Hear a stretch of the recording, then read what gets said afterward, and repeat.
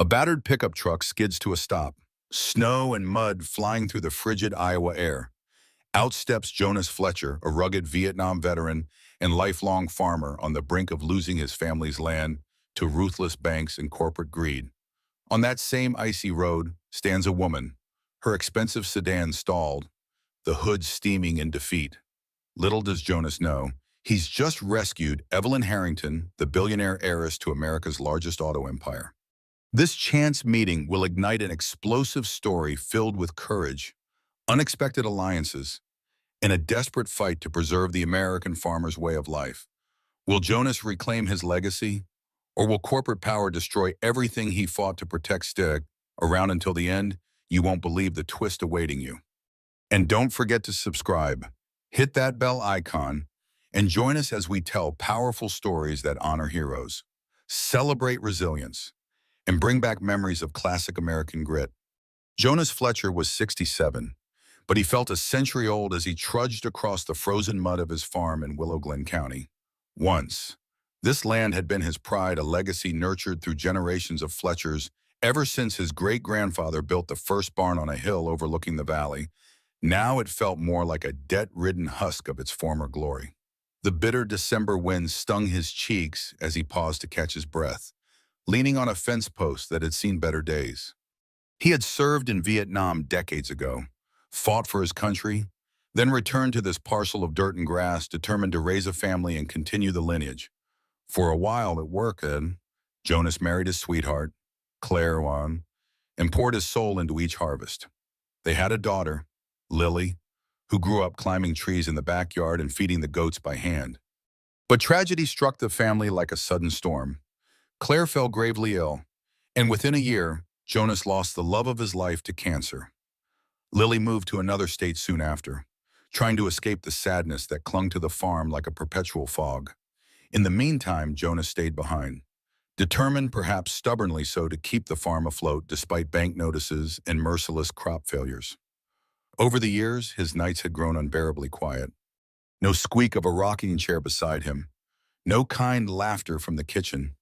He often found himself standing in the living room, gazing at the old photographs of Claire in her Sunday dress and Lily as a toddler perched on his knee. Each snapshot was a testament to a life that felt increasingly distant. Whenever the memory of war returned, hot nights in a far-off jungle, bullets whizzing by, Jonas would close his eyes and recall how Claire's embrace had grounded him. But now, with her gone, he braved each day alone, drifting into a routine of solitude and hard work that never seemed to pay off.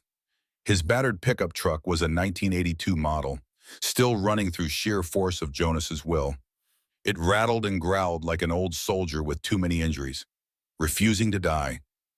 Jonas was proud of that truck. He'd spent countless hours under its hood, swapping out hoses and belts, patching it with duct tape and borrowed parts.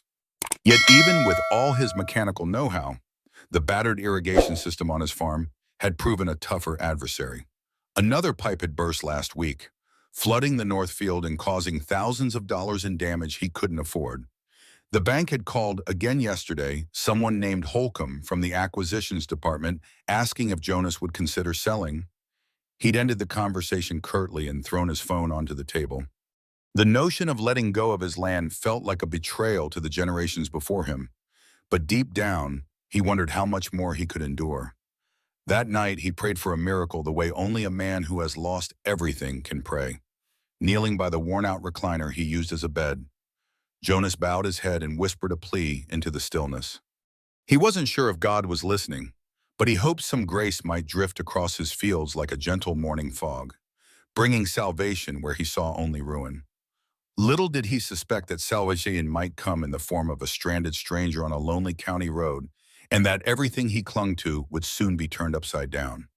A frigid dawn broke over Willow Glen County the next day, with pale sunlight illuminating the winding back roads. Jonas was driving his old pickup toward the co-op market, where he hoped to find a discounted pipe replacement, when he spotted a glossy black sedan parked askew on the gravel shoulder. It wasn't just any sedan, brand new, sleek lines, tinted windows, and a distinctive silver emblem he'd only seen in car magazines. The front hood was open, and a woman stood nearby, pacing in frustration with her cell phone pressed to her ear. She wore a tailored wool coat, the color of midnight, and high-heeled boots completely impractical for the muddy roadside. Jonas slowed the truck, unsure at first whether to help. His instincts told him folks around here often pitched in when someone was in trouble, but he also had a lifetime of wariness about strangers, especially ones who appeared to hail from a different world entirely. The woman noticed him, relief flickering across her face. Jonas pulled over, the pickup's engine sputtering in protest as he stepped out. "Morning," he said gruffly, rubbing his gloved hands together. "Car trouble," she ended her call, eyes darting from the battered truck to Jonas's weathered face. "Yes," she replied, exhaling a frosty breath. "Something's wrong with the engine. I think." The battery light came on, and then everything just stopped. Her accent was neutral, her tone polite yet tense. Jonas approached the open hood, scanning for obvious issues. He'd worked on enough engines in his time to suspect the alternator or battery might be the culprit, but this was no ordinary car. The mass of plastic covers and specialized parts made his old truck's engine look like a dinosaur. He glanced at her again. "I might not be able to do much on the roadside." "Ms. Call me Evelyn," she interjected, noticing his hesitation. "Evelyn Caldwell." Jonas raised an eyebrow at the name, but let it pass. "Jonas Fletcher." He offered. "I live a few miles up that way." He gestured vaguely toward farmland. "I can tow your car back if you need, or give you a lift into town. There's a garage, though it might not stock parts for a car like yours." Evelyn bit her lip. "If you could just help me get somewhere safe, that'd be great. My phone's almost dead, and I'm not exactly dressed to hike." Jonas gave a wry chuckle. "No, ma'am, you're not." He fetched a chain and hooked it up beneath the car's front bumper, carefully avoiding damaging the sleek exterior. While he worked, Evelyn glanced around the desolate landscape, leafless trees, frosty fields, and a sky the color of lead. "Is it always this quiet?" she asked. He shrugged. "Quieter these days. Used to be more farms, more people." She nodded, sliding into her car to steer while Jonas eased his truck forward, gently pulling her vehicle along. It was a slow, bumpy process down the back road, the chain clanking against gravel. Evelyn watched Jonas through her rearview mirror with cautious curiosity, as if he were an artifact from another era. For his part, Jonas felt an odd mix of protectiveness and apprehension, a sleek city car stranded on his territory, and a woman who seemed out of place. Both might just complicate a life already on the brink of collapse. He sighed, setting his jaw. Sometimes good deeds had a price, but he couldn't turn away. This was how folks in Willow Glen were raised, no matter how worn down you felt. You never abandoned someone in trouble. By the time Jonas managed to tow Evelyn's car the last mile, the sky had brightened to a dull gray. They arrived at his property, a sprawling stretch of farmland dotted with old oaks. The main house, a modest two-story structure with peeling paint and a sagging porch, sat at the end of a gravel driveway. Several broken fence posts lined the property boundary, and beyond them were acres of fields lying dormant for winter. As Jonas unhooked the chain, Evelyn stepped out of her sedan, wincing when her heels sank into the muddy ground. "You can leave your car right there," Jonas said, "and I'll see if I can call up the nearest garage. But, fair warning, it's a small operation. Might take them a day or two to get the parts you need." Evelyn pulled her coat tighter. "Thank you. I didn't expect to get stranded like this. I was just traveling through, and the GPS directed me off the main highway." Jonas motioned for her to follow him inside the house, explaining that it was warmer there. The interior was sparsely decorated. A threadbare rug lay across the living room floor, and a dated recliner faced an old television set. On the mantel stood a few framed photos, a younger Jonas in uniform, medals pinned to his chest, a smiling woman with warm eyes, Claire, by his side, and a teenage girl in pigtails. Evelyn took in these details with subtle fascination, sensing the presence of family stories left half told. "Let me check if the landline still works," Jonas said, disappearing into the kitchen. Evelyn stood awkwardly in the living room, noticing the silence beyond the ticking clock on the wall, This house felt suspended in time, holding on to echoes of memories that were all but vanished. She was used to the hum of city life conference calls, the clack of heels on marble floors, the glow of skyscrapers. Here, Mom, there was only the faint whistle of wind against old windows. After a minute, Jonas returned, grimacing. Phone's out again. Storm must have knocked something loose. I've been meaning to fix it. He hesitated. Might be best if you stay here till morning. The roads aren't great, and you won't find a hotel for miles. Not sure you'd want to, anyway. Town's got only one little motel. Evelyn glanced outside, spotting the sky thickening with a fresh wave of gray clouds. A flicker of concern crossed her features. But Jonas's expression, stony yet kind, reassured her that he wasn't some threat. All right, she agreed, removing her coat, but let me pay you for the trouble. I don't want to impose. He shook his head firmly. Not necessary. If you're hungry, I can whip up something. Got some beans, maybe a bit of ham left. She offered a small, grateful smile. That would be wonderful. While Jonas busied himself in the kitchen, Evelyn walked around to study the photos more closely. She paused at the one with Jonas and Claire, picking it up. A heavy pang of emotion tugged at her chest, though she wasn't sure why. Perhaps it was the wistfulness in Jonas's gaze that morning, or the quiet sadness that permeated this old farmhouse. She replaced the photo gently, noting how the edges of the frame were worn from years of being held. Deep down, she felt an odd mixture of curiosity and compassion for the man who'd rescued her. She also felt a pang of guilt for not revealing her true identity, especially given that she recognized his battered pickup truck might be the sort of thing her company, Caldwell Motors, rarely designed for. But for now, it was best to keep her secrets until she understood just how deeply Jonas Fletcher's story would intertwine with her own.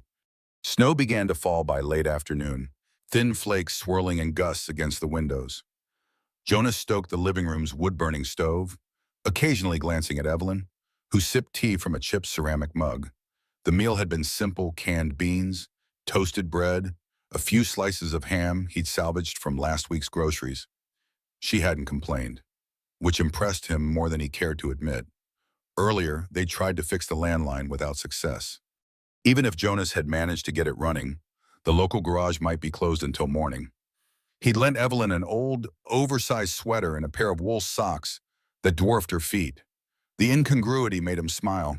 She moved around the living room, studying the old war medals displayed in a glass case near the bookshelf. Those from Vietnam, she asked softly, her voice respectful. Jonas nodded. I was drafted in '69, served 2 tours, came home in '71, sometimes feels like another lifetime. She pursed her lips thoughtfully. My father, well, he once told me about that war, said it changed this country forever. Jonas inhaled sharply. Her father, she hadn't mentioned much about her family, but he let it pass, focusing on the swirling snow outside. It sure did, he murmured. Then, in a rare moment of openness, he added, I came back with a few scars, some you can't see. Evelyn placed the metal case back carefully. We all carry invisible wounds. I think a short silence fell between them, broken only by the pop of wood in the stove. Jonas studied her, his uninvited guest who seemed so polished, yet oddly vulnerable. She carried herself like someone used to giving orders, or at least navigating rooms full of high-powered personalities. But here she was, stranded in a rundown farmhouse, warming her hands by a sputtering stove. You said your name's Caldwell, Jonas asked, trying to break the tension. She nodded. Yes, Evelyn Caldwell. Family local, she shook her head. No, they're based in Detroit. Jonas seemed about to pry further, but stopped himself. Everyone had their secrets, and it wasn't his place to dig if she didn't want to share. You're welcome to the spare bedroom, he offered. Standing up, don't mind the boxes. I've been clearing out some of my wife's old things. His voice grew softer at that admission. Evelyn rose as well, stepping closer. I'm sorry for your loss, she said, and the genuine sympathy in her eyes disarmed him. He nodded, swallowing hard. Thank you, it was cancer. Years back now. She was my anchor. She opened her mouth to respond, but Jonas turned away, leading her down the hall to a small room filled with dusty boxes and an old dresser. A narrow bed lay against the wall, covered by a faded quilt. Here, he said, flipping on a lamp that cast a weak yellow glow. Heat's not great, but the quilts are warm. If you need anything, I'll be in the living room. She set her mug on the dresser. Thank you, Jonas. I really appreciate your kindness. He nodded and left quickly, heart pounding with a mixture of awkwardness and something else he couldn't quite name. Perhaps it was the realization that, despite his hermit-like existence, he found himself wanting to learn more about this mysterious woman. He wondered if he'd regret opening his door so readily. But that was the way of Willow Glen people helped each other. Come what may, outside the snowfall thickened, blanketing the fields in a pristine layer of white. Inside, Jonas stared at the flickering stove, haunted by memories of Claire and the slow demise of his once proud farm. He didn't know it yet, but tonight was the quiet before the storm. Forces beyond his understanding were already in motion, and Evelyn Caldwell was the catalyst who would soon shake the foundations of his life, both for better and for worse. Jonas woke at dawn, stiff from another night spent in his recliner. A dull ache spread across his lower back as he rose, dropping a couple more logs into the stove. The snowstorm had left a sparkling sheen over everything outside. He wondered if the roads would be passable enough to reach the garage today. As he glanced toward the hallway, he saw Evelyn's door slightly ajar. She emerged moments later, hair slightly mussed, the borrowed sweater slipping off one shoulder. "Morning," she said, voice husky from sleep. "I hope you don't mind. I found some coffee in the kitchen." Jonas grunted with a half smile. "Help yourself. Don't get too excited, though it's instant." They shared a quiet breakfast of black coffee and leftover toast. The awkwardness of being near strangers manifested in hesitant smiles and polite nods. After tidying up, Jonas offered to see if he could get her car running enough to drive it into town, but Evelyn hesitated. "I'd appreciate that," she said. "But before we go, could I walk around the farm a bit? I'd like to stretch my legs." Jonas was surprised. Most visitors, especially outsiders from more urban backgrounds, weren't exactly eager to trudge through snow and mud, but he agreed. He grabbed a second coat for her from the closet, an old one that belonged to Claire, though he didn't mention that, and they headed out. Boots crunching over fresh snow. The morning sky was clear, a crisp blue overhead. As they walked, Jonas pointed out the different sections of his land, the North Field, where he grew corn in the warmer seasons, the battered irrigation system that snaked along a shallow ravine, the dilapidated barn that had once housed cows back when he was younger and more ambitious. Evelyn took everything in with keen interest, stopping frequently to run her hand along a worn fence or peer at the equipment. "Your irrigation system seems old," she remarked, crouching by a rusted pipe. "When's the last time you replaced any of this?" Jonas snorted. "Replaced, more like patched and prayed. I don't have the funds to overhaul it. Bank's been on me to sell, but He trailed off, jaw tightening at the thought of losing this place. Evelyn nodded, empathy in her gaze. "If you did have the money, would you modernize it? Maybe switch to a pivot system or drip irrigation?" He blinked, surprised at her knowledge. "Yeah, or bury some new lines. But that's tens of thousands of dollars, maybe more. This farm doesn't generate that kind of cash these days." They reached the barn, and Jonas swung open the large doors. The interior smelled of hay and damp wood. Old tools were stacked in a corner, remnants of the farm's more prosperous times. Evelyn ran her fingers over a broken plow, then turned to Jonas. "You ever think about other ways to save this place?" she asked gently. He shrugged. "I've tried loans, side jobs, renting out parts of the land. Nothing stuck. I'm not a young man anymore. It's hard to keep dreaming." A flicker of something passed over Evelyn's face, pity, or perhaps respect. She took a step closer. "For what it's worth," she said, voice quiet, "I admire that you've held on so long." Jonas met her gaze. For the first time, he felt like someone was actually seeing the years of toil etched into his hands, the grief in his eyes, the loyalty anchoring him to this farm. But what he didn't yet grasp was that Evelyn Caldwell had come to Willow Glen with more than just passing curiosity. Within the next few days, she would reveal exactly why she seemed to know so much about irrigation systems and industrial machinery, and the truth would rock Jonas Fletcher to his core. They spent the rest of the morning in the barn, tinkering with Jonas's old tractor and exploring tools he hadn't touched in years. Evelyn asked a dozen questions about how Jonas kept his farm vehicles running, delving into everything from spare parts sourcing to homemade fixes. He answered patiently, occasionally impressed by the pointed nature of her inquiries. When lunchtime approached, they trudged back to the house, cheeks flushed from the cold. Jonas rummaged through his nearly empty pantry, producing a can of soup and some crackers. Evelyn didn't complain about the meager fare. In fact, she seemed more concerned about whether he was eating enough herself. Over steaming bowls, Jonas explained he had often skipped meals to save money. She looked stricken but said nothing, clearly wrestling with her own thoughts. Once they finished, Jonas suggested they try to see if her fancy car would at least turn over. In daylight, the machine looked even more out of place, sleek lines caked in mud, glinting metallic paint contrasting the humble surroundings. Jonas popped the hood, rummaged around with his multimeter, and confirmed his suspicion the alternator was shot. The battery, drained, would barely hold a charge. Evelyn stood behind him, her arms folded against the cold. "Is it fixable?" she asked quietly. "Maybe, but it'll take parts we won't find around here easily." Jonas closed the hood. "We'll have to tow it to the garage in town. See if Milt the mechanic can order what you need." She sighed, a mixture of exasperation and resignation crossing her face. "All right, let's do it." It took an hour for them to secure her sedan to Jonas's truck and navigate the icy back roads into Willow Glen's tiny downtown. The town comprised a single main street lined with a handful of shops, a barber, a diner, the co-op, and a small hardware store. Milt's garage sat at the far end, its sign peeling, the interior cluttered with half-disassembled engines and oil drum. Milt, a barrel-chested man in his 70s, greeted Jonas warmly, ignoring Evelyn's city clothes as if by long habit. "Well, if it isn't Jonas Fletcher," he said with a toothy grin. "What contraption you bringing me now?" Jonas grunted.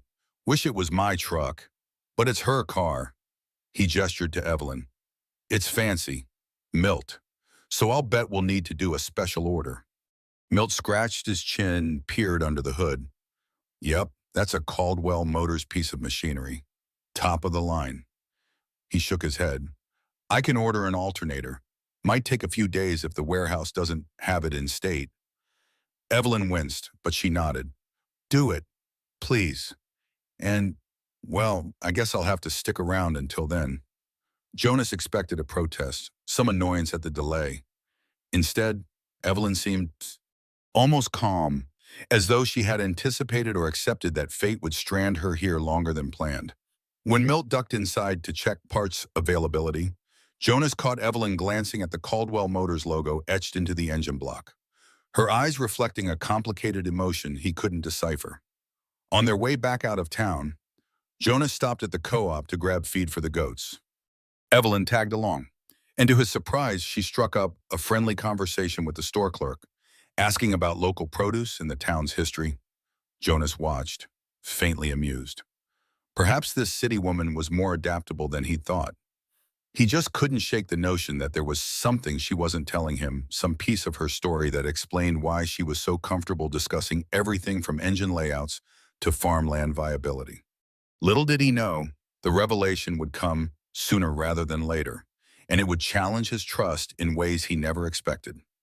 That evening, a biting wind rattled the house as Jonas secured a spare set of blankets for Evelyn's makeshift guest room.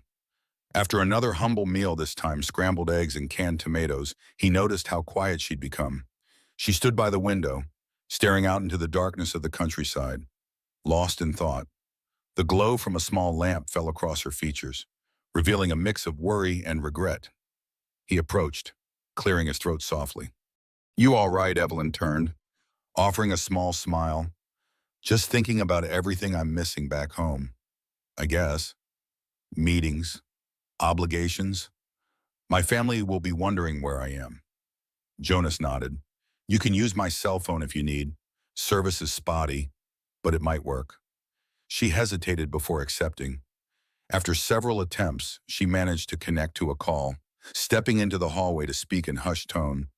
Jonas busied himself cleaning the dishes, but he couldn't help eavesdropping on the muffled conversation. He picked up fragments. Delay. Yes, I know. We'll finalize. Not sure when. The tension in her voice was palpable. When she returned, she seemed more guarded, her eyes darting around as though she suspected Jonas might have overheard. Thanks, she said stiffly. Returning the phone. No luck with the signal. I left a voicemail, at least. An uneasy silence hung in the air. Jonas decided to break it by suggesting they retire early. Before heading to his recliner, he placed a few logs in the stove, ensuring the house would stay reasonably warm overnight. Evelyn lingered, glancing from the flickering flames to Jonas as though she wanted to say something but lacked the words. He sensed her internal turmoil but gave her space. Everyone in Willow Glen had their own burdens, and it wasn't his habit to pry. Still, he couldn't shake the feeling that Evelyn Caldwell was torn between two worlds, one she had carefully built, and another she hadn't expected to discover. In the deep of night, Jonas found himself tossing and turning, thoughts drifting to the bank notices on the kitchen counter. The weight of potential foreclosure pressed heavily on his mind. Then he imagined Evelyn in the spare room, curled up under old quilts, perhaps restless from the same restlessness that had plagued him for years. Outside, the wind picked up, howling around the eaves.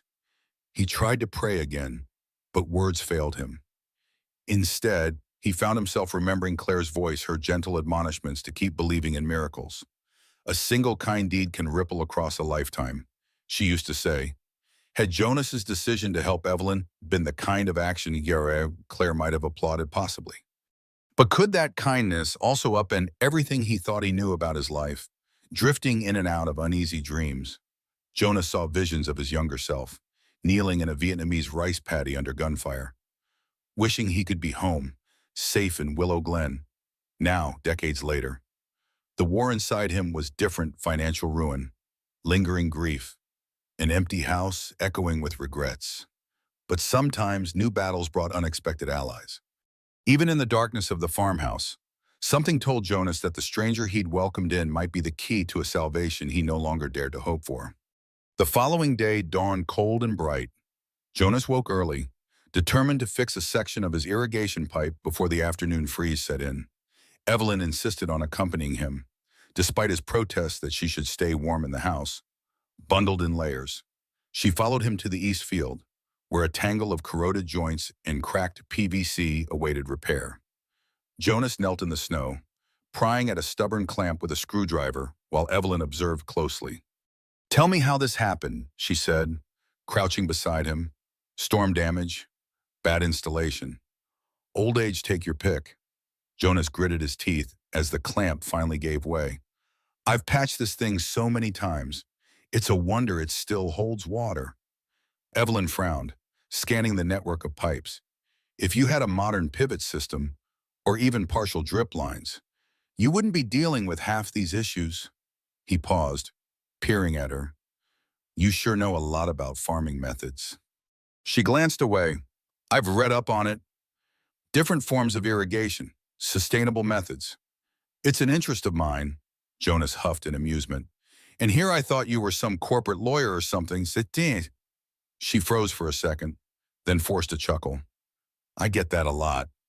Silence settled between them, broken only by Jonas's grunts as he tightened a makeshift fitting. Once finished, he tried to start the water flow from the nearby well pump, only to be met with a hiss and trickle. Frustrated, he slapped the side of the ancient pump. Damn it, probably rusted. Evelyn stood up, brushing snow from her knees. Let me help. Without waiting for permission, she joined him at the pump, fiddling with the valves. Careful, these hoses can burst under pressure, Jonas warned. She gave him a nod, adjusting the main valve gently. Here, ease it forward too much. and you'll get backflow. His eyebrows shot up. How do you... But before he could finish, water sputtered, then burst through the patch, spraying them both in a cold, narrow jet. Evelyn yelped as Jonas lunged to shut it off. In seconds, they were drenched, laughing in spite of themselves at the ridiculousness of the situation. Panting from the exertion, Jonas wiped water from his face. Well, you tried. Evelyn wrung out a sleeve, cheeks flushed pink from the cold. We'll just have to do better next time. Their laughter faded as they stood close, hearts pounding. Jonas felt a momentary rush of warmth that had nothing to do with physical proximity. She wasn't just a stranded city driver anymore. She was someone who wanted to roll up her sleeves, who shared frustrations over broken machinery, who could find humor in a sudden burst of freezing water. Something in Jonas's chest stirred a faint echo of companionship he hadn't felt since Claire.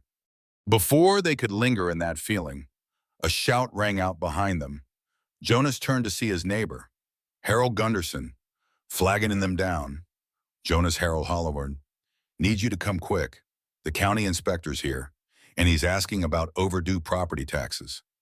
With a ragged sigh, Jonas signaled his understanding. He muttered an apology to Evelyn and trudged off, worry lines creasing his forehead anew. She followed close behind, glimpsing the tension in his shoulders.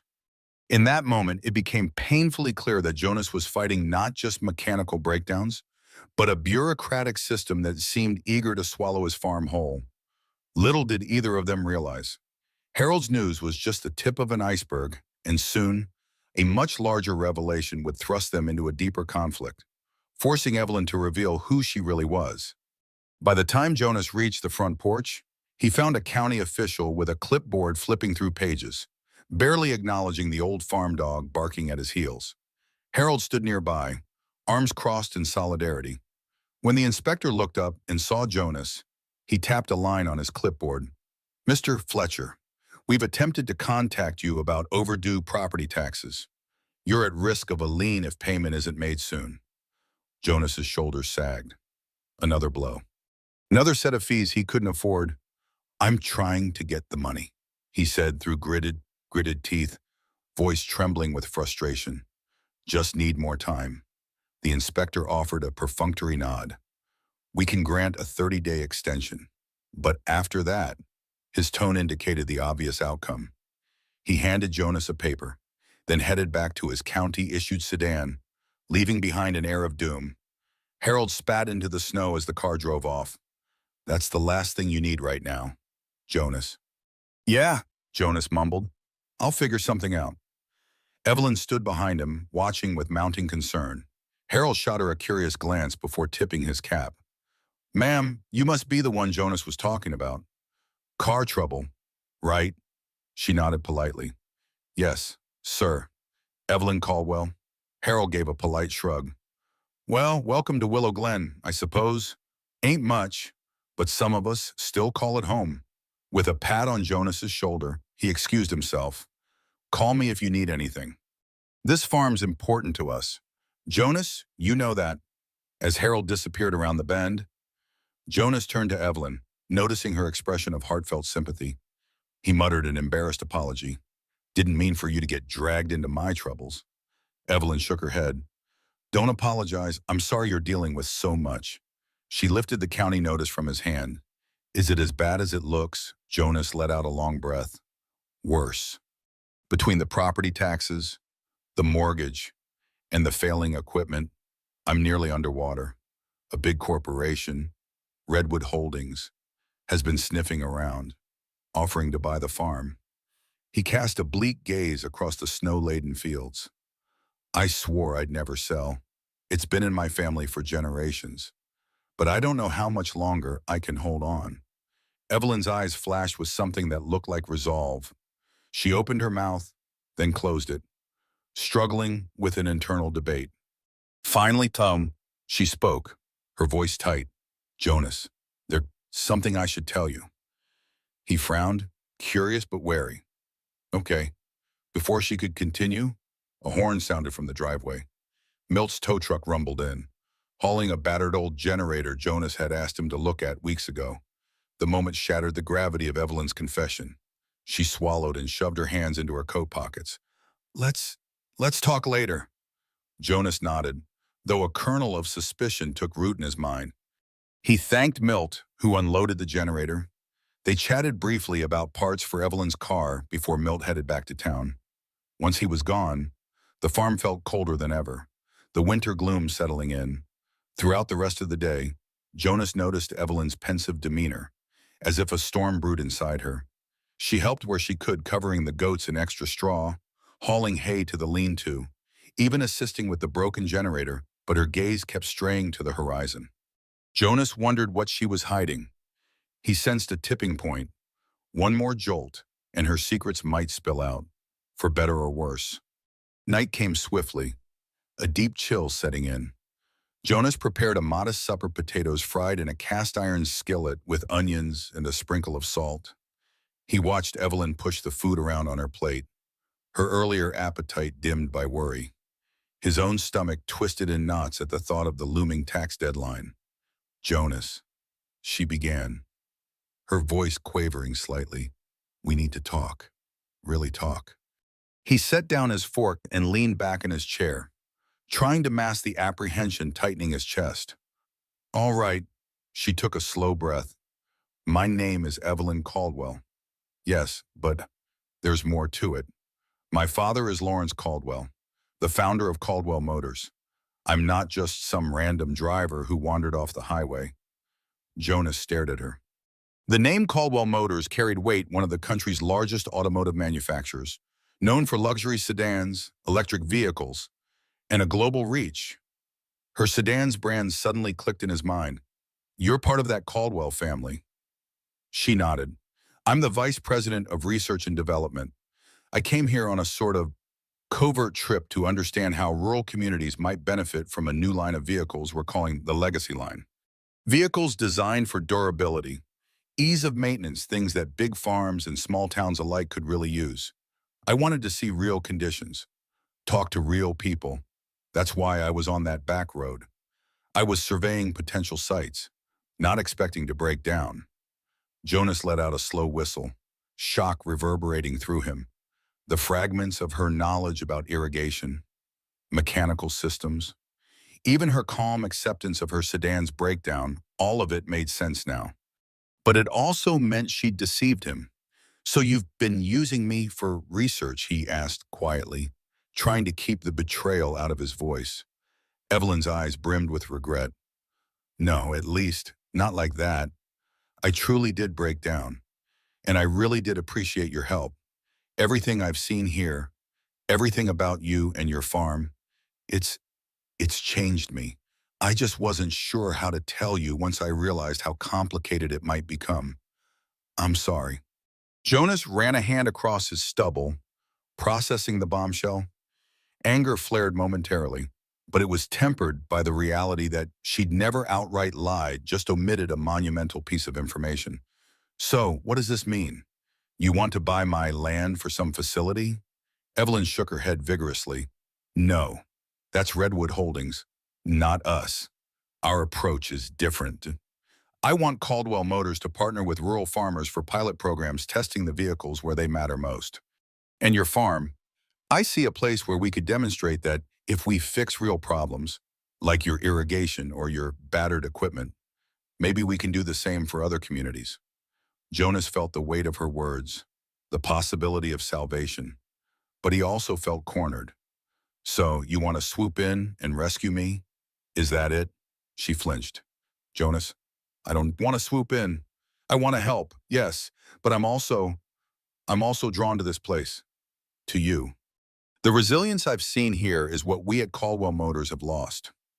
We've been designing sleek, disposable cars for wealthy clients, but I believe in something else, something more sustainable. Tension thrummed between them like a taut string, ready to snap. Jonas stared into Evelyn's earnest eyes, torn between gratitude and indignation. Could he trust her? Was she truly here to help? Or was this just another corporate maneuver? And beneath it all, another emotion brewed, something that felt dangerously close to hope. The following morning, Jonas was out by the barn before first light, mind swirling with conflicted thoughts. He'd barely slept, replaying Evelyn's confession until exhaustion overcame him.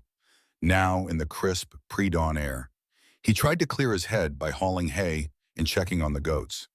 But as he tossed bales into the pen, he heard the crunch of boots on frozen ground behind him. He turned to see Evelyn, bundled in the coat he'd loaned her.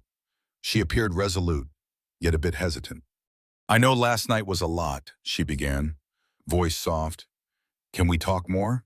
Jonas leaned against the barn wall, crossing his arms. "I suppose." She stepped closer, her breath visible in the cold. "What I didn't say is that Caldwell Motors is on the brink of a big internal shift. My father's stepping down, and the board wants to double down on luxury markets. But I've been pushing for something else, this legacy line idea. Trucks and SUVs that could last decades, built with modular parts so farmers can fix them without a specialized computer." She paused, assessing his reaction. "We got pushed back. The board said we didn't understand the real market. That's why I came here. Incognito. I needed real data. Real stories." Jonas frowned, glancing out at the barren fields.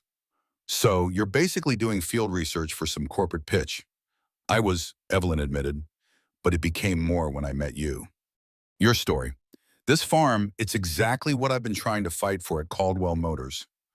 A place where vehicles are more than status symbols. They're tools that help people survive and thrive." He studied the hay at his feet. "I won't lie, I need the help. I'm drowning in debt. The irrigation is shot, and Redwood Holdings hounds me every week. But how do I know you won't just cut me loose once you get your data?" A flash of hurt crossed her features. "You don't. But I promise you, I have no intention of abandoning Willow Glen. Jonas, if you let me, I'd like to propose a formal partnership to the board, turn your farm into a pilot test site for the legacy line. Caldwell Motors would fund an irrigation overhaul and provide new machinery prototypes in exchange for your honest feedback and real-world data." Jonas exhaled, relief mingled with fear. That sounded almost too good to be true. "What's the catch?" She managed a small smile. "Caldwell Motors invest in your farm's infrastructure. You sign a contract agreeing to test and review each prototype. We'll come out here, run trials, gather feedback. You'd also attend some corporate meetings, speak about your experiences. It'll be a bit of media spectacle. I won't lie, but it's not a sale. This land stays yours." Silence stretched as Jonas mulled over the enormity of the proposition. It felt like a lifeline, yet a lifetime of caution, combined with the heartbreak he'd endured, held him back. "What about Redwood Holdings?" he finally asked. "They want to buy me out. If they find out Caldwell is involved, they might pressure the county to shut me down." Evelyn straightened her posture, a flicker of steel in her eyes. "Caldwell Motors has resources. If Redwood tries anything, we'll fight them legally. They won't bully you under my watch." A rooster crowed in the distance, punctuating the moment. Jonas stared at Evelyn, half convinced he was still dreaming. She was offering a path to save his farm and restore dignity to a life battered by loss. But trusting someone meant risking more heartache. Could he take that leap? The old scars on his soul cautioned him to remain guarded, yet the stubborn spark inside him yearned to grab this chance before it slipped away. Evelyn spent the next few hours drafting a preliminary agreement on Jonas's old laptop. She sat at the kitchen table, the warm light of mid-morning flooding through the window. Jonas hovered nearby, arms folded, occasionally making suggestions. His wariness hadn't completely faded, but a fragile optimism grew with each sentence they typed. They spelled out the basics. Caldwell Motors would allocate funds to fix key infrastructure irrigation first, then barn repairs, possibly even a new tractor prototype. In return, Jonas would act as a consultant, providing daily logs, feedback, and hosting visits from engineers and design teams. The contract included clauses allowing Jonas to end the deal if Caldwell Motors failed to uphold their commitments. By noon, both felt mentally drained. Evelyn saved the document on a USB drive, letting out a shaky breath. "I'll have to present this to the board," she said, rubbing her temples. "They might push back, but my father still holds a significant stake, and I'm certain I can persuade him.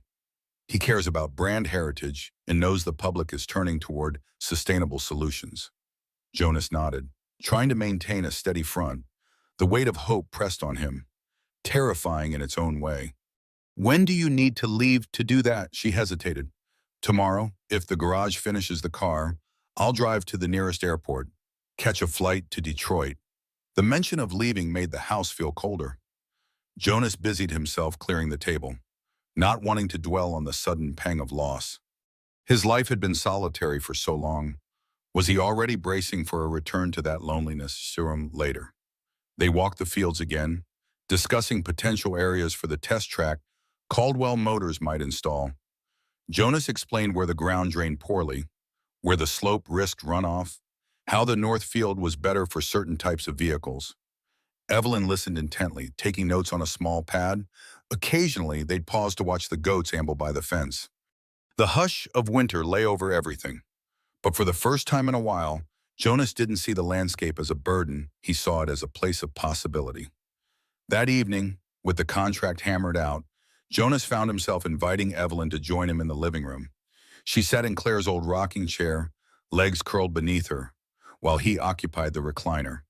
For a time, they shared quiet conversation about life in Willow Glen, the local church events, the soldiers Jonas knew who never returned. Evelyn confessed she'd grown up in a world of chauffeur-driven cars, elite boarding schools, and business dinners. She envied Jonas for having a home anchored in generations of tradition. Eventually, the talk dwindled, replaced by a companionable silence.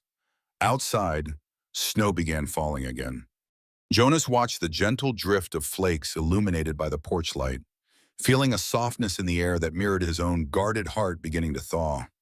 He thought of Claire, how she might have teased him for being so slow to open up to someone new. A pang of guilt and nostalgia washed over him, but it was accompanied by gratitude for the first time in years. Jonas sensed a path forward that wasn't gloom and defeat. And as he glanced at Evelyn, who was gazing at the quiet swirl of snow with the same sense of reverence, he realized that sometimes help arrived in ways one couldn't predict. A stranger turning into an ally, a corporate VP revealing a wounded idealist's heart. Tomorrow, she'd leave to fight for this contract on his behalf, and he couldn't deny that a piece of him would go with her. True to Milt's word, the necessary parts for Evelyn's car arrived by the following afternoon. Jonas offered to drive her into town, the truck rattling over patches of ice and slush. The conversation was subdued, each of them preoccupied by the enormity of what lay ahead. Evelyn was about to return to a corporate boardroom and stake her reputation on a venture few executives would readily embrace. Jonas was placing his farm, his entire life, in the hands of someone who, just days ago, had been a complete stranger. When they reached Milt's garage, the sedan was waiting, hood closed and gleaming under the fluorescent lights. Milt insisted on a final diagnostic before handing over the keys, giving Jonas and Evelyn a moment alone in the corner of the shop. She brushed imaginary dust from her coat, not meeting his gaze. If all goes well, the board will approve this pilot program. Then I'll be back within a week or two with a team of engineers. We'll start the irrigation overhaul right away if we can get the local contractors on board. Jonas nodded, hands shoved deep in his jacket pockets. I appreciate everything. Evelyn, honestly, I don't know how to repay you. Don't think of it as repayment, she said, lifting her eyes to meet his. Think of it as an investment. One that can benefit Caldwell Motors. Yes, but also your farm, and hopefully many more like it. For a moment, he didn't know what to say. He glanced away at the clang of a wrench hitting concrete, the hum of a heater overhead. He wanted to tell her she'd already done more for him than she realized, restoring his faith in the possibility of a future. But the words stuck. Milt finally returned, wiping his hands on a rag. She's all set. Ms. Caldwell, runs smoother than ever. You should be able to get to Detroit without any hiccups. Evelyn smiled in thanks, then faced Jonas. I'll call you once I'm into the city. We'll schedule a video call or something to go over final details. He swallowed, fighting a sudden lump in his throat. Safe travels. Without warning, she stepped forward, Arms sliding around him in a brief but genuine hug, Jonas stiffened, then relaxed, returning the gesture, a warmth blossoming in his chest. Milt coughed politely, and Evelyn pulled away, cheeks flushed. "Thank you for everything," she whispered. Jonas only managed a curt nod. He watched her climb into the sedan, heart pounding as the engine purred to life. The car turned onto the snowy street, taillights growing faint in the distance. As the hum faded, the old emptiness crept back into Jonas's mind. But this time, there was a crucial difference. He had a spark of hope to cling to. Stepping outside, Jonas found the snow-laden sky strangely quiet. He let out a visible breath, recalling every detail of the past few days, the improbable breakdown, the nights by the stove, the discussions about farmland and vehicles built to last. He had no illusions that everything would be easy. The Caldwell board might reject Evelyn's proposal outright. Redwood Holdings might tighten its grip. The bank might press for foreclosure, but for the first time in a long while, Jonas Fletcher believed he wasn't fighting alone. Turning back to the truck, he rubbed a palm across the hood, thinking, "Hang in there, old friend. We might just have a future yet." Then, with a final glance down the road where Evelyn Caldwell's sedan had disappeared, Jonas climbed into the driver's seat, started the engine, and headed home to await whatever came next. The next week crawled by in slow increments of anxiety. Jonas kept himself busy with the usual farm work, hauling feed, patching fences, chopping firewood, anything to keep his hands occupied and his mind from wandering to worst-case scenarios. Evelyn called once to say she'd arrived safely and had scheduled a meeting with Caldwell Motors board. After that, radio silence. Winter had fully settled in, the fields glistened under a pale sun, and frost crystals clung to every fence post and tree limb. Jonas cursed the defunct irrigation lines, but took solace in the fact that, for once, the frozen ground was a blessing, no immediate floods or muddy disasters to handle. Late one afternoon, as he was returning from the barn, his phone buzzed in his jacket pocket. He nearly dropped the bale of hay in excitement. Evelyn's voice crackled on the other end, punctuated by background noise that sounded like city traffic. "Jonas, are you there?" He gripped the phone, heart hammering. "Yeah, I'm here. Everything okay?" She let out a laugh, half giddy, half exhausted. "We did it. The board approved the pilot program. My father backed me up, and we secured a decent budget to launch the legacy line on a small scale. Your farm is officially the first test site, assuming you're still willing." Jonas closed his eyes, relief washing over him. That's incredible news. I'm definitely willing." Evelyn laughed again, the sound of triumph in her voice. "I'll be back this weekend with some engineers to assess the irrigation situation. We're also bringing prototypes for you to evaluate. This is happening. Jonas, we're really doing it." After the call ended, Jonas leaned against the side of his barn, breathing hard. He could scarcely believe it, a second chance. A lifeline. He half expected the bubble to burst, to wake up and find himself still drowning in debt, without hope. But no, this was real. True to her word. That Saturday, 3 black Caldwell Motors SUVs rolled down Jonas's driveway. Evelyn stepped out first, leading a small team of bright-eyed engineers. Jonas greeted each person politely, though his focus kept returning to Evelyn. She'd swapped her city heels for boots, her designer coat for a sturdy jacket, yet she still carried that calm confidence he'd come to admire and, if he were honest with himself, something deeper. They spent the entire day surveying the farm. The engineers asked dozens of questions about water flow, soil composition, field layouts, and Jonas's aging machinery.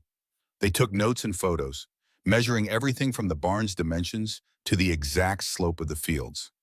In the afternoon, they test drove 2 prototype trucks, rumbling around the muddy perimeter, checking suspension and traction.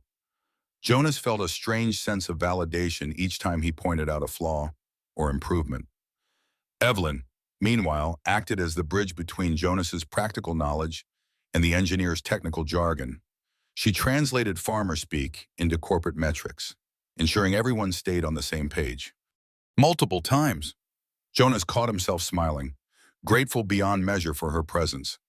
He knew he still had a mortgage and taxes to tackle, but that bleak sense of impending doom was gone, replaced by the electric possibility of a future. That evening, the crew headed back to the motel in town, leaving Evelyn behind with Jonas's blessing to stay at the farmhouse. As dusk fell, the two of them stood on the porch, watching headlights vanish into the distance. "We did it," Evelyn murmured, leaning on the railing. Jonas nodded, wrapping an arm around her shoulders to ward off the chill. The hush of winter once more enveloped them, but now it felt peaceful, a promise rather than a curse. Over the subsequent months, Caldwell Motors moved swiftly. Crews arrived to dig trenches and install a brand new irrigation system. Jonas watched with awe as advanced pivot arms took shape, promising even water distribution across his fields once spring arrived. A prototype tractor, sleek yet sturdy, was delivered for Jonas to test, sporting sensor-driven features that could be turned off if he preferred the old-school manual operation. He was initially skeptical, but found himself grudgingly impressed by the efficiency. Engineers and reporters popped in and out of Willow Glen, shining an unusual spotlight on the once sleepy county. Local residents, who had eyed Evelyn Caldwell with suspicion at first, soon warmed to her. Not only was she bringing jobs and investment, she seemed genuinely invested in preserving the character of the community. Town meetings buzzed with discussions about the Fletcher Caldwell project, with some folks praising Jonas for holding on to the farm, and others voicing concerns about corporate influence. But Jonas stood firm, explaining that Caldwell Motors wasn't here to exploit them. If anything, it was Redwood Holdings they needed to watch out for. It was during one such meeting, after Redwood's lawyers made an appearance to push for a land acquisition, that Evelyn quietly proposed a plan to Jonas and the townspeople. Caldwell Motors would lease an unused section of Jonas's Westfield to build a testing track. The lease income would help Jonas pay off his overdue taxes and reduce his mortgage burden. In return, Caldwell could operate the track for a set period, offering local farmers opportunities to test vehicles themselves. It was a win-win that no Redwood lawyer could effectively counter. Spring arrived in a cascade of blossoms and thawed ground. Jonas found himself enjoying the daily calls and visits from Evelyn, who stayed in the farmhouse more often than not. They fell into a comfortable rhythm, balancing business with personal connection. On quiet nights, they'd sit by the porch with mugs of coffee, watching the horizon glow with the last rays of daylight. Sometimes, Jonas caught himself thinking of Claire, wondering if she'd approve of this new bond forming in his life. A gentle peace told him she would. As the final piece of the project rolled into place, Jonas realized his debts were no longer a crushing weight. The partnership had revived his farm to the point where the harvest promised a decent profit.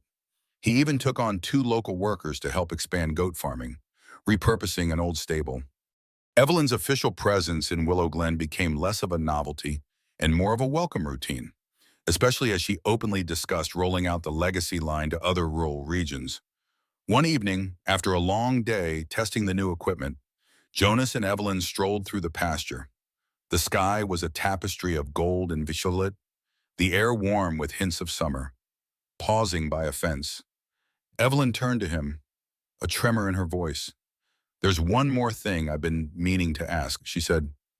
Her gaze flicked to the distant barns, the farm dog barking somewhere, the outline of the newly installed irrigation pivot. Jonas tilted his head, heart pounding. He could sense the significance in her tone. Slowly, Evelyn reached into her pocket and produced a small velvet box. "You saved me when I was stranded," she whispered, eyes brimming with emotion. "Then you let me into your life, your farm, your world. Now I want us to build a new legacy together, both professionally and personally." She opened the box to reveal a modest band with a single diamond. "Marry me." Jonas Fletcher. He felt tears burn in his eyes. In all his years, through war, love, and devastating loss, he'd never imagined a second chance like this. He nodded, voice choked. Yes, he managed, wrapping her in a tender embrace. Overhead, the twilight sky glowed, and the fields shimmered with promise. Together they would write a new chapter, forging a bond that honored the past but faced the future with hope.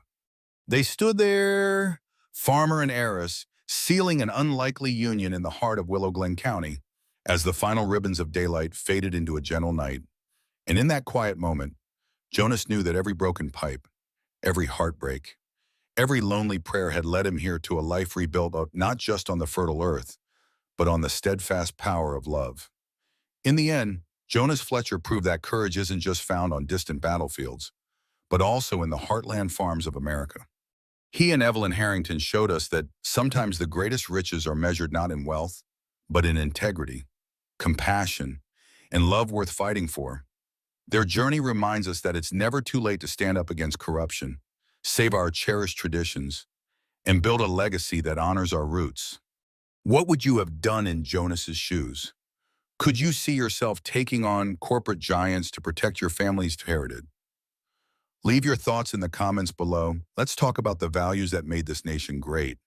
And if you enjoyed this powerful story of bravery and redemption, make sure to subscribe, hit that bell icon, and stay tuned for more unforgettable tales right here on our channel.